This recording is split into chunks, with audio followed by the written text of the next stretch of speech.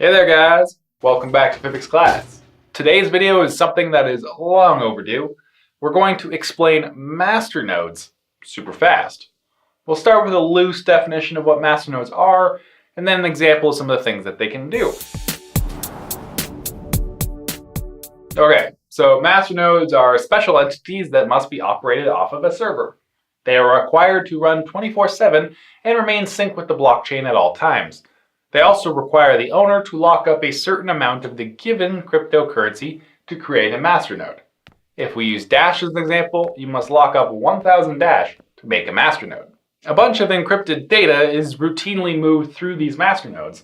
While it wouldn't be easy for a masternode to tamper with this data anyways, the fact that such a large amount of their own money is on the line is a good deterrent to even trying. As a compensation for their investment and the work that they provide, masternodes are usually paid some amount of compensation. Their purpose for being is also a little different than stakers or miners. Stakers and miners process blocks of transactions, but in coins that use masternodes, the masternodes perform many of the secondary features on the network. One of those well-known features is providing instant send options. Utilizing a few masternodes, you can have them confirm a transaction before the block is actually complete. Not all masternode coins have this feature, but it isn't uncommon. PIVX masternodes are what enable you to vote in the budget system. Each masternode is worth one vote.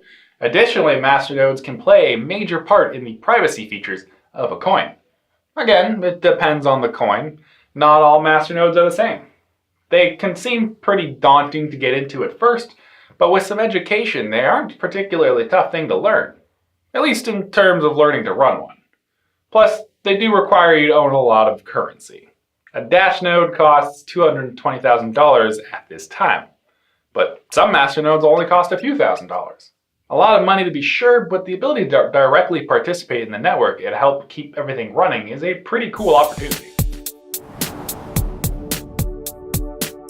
That's it. That's the short version of masternodes. Not too complicated, really. They provide secondary but very important features to the network. If you found this video helpful, please leave us a like and share it around. Thank you for tuning in. I love having you here, and I will see you in the next PIVX class.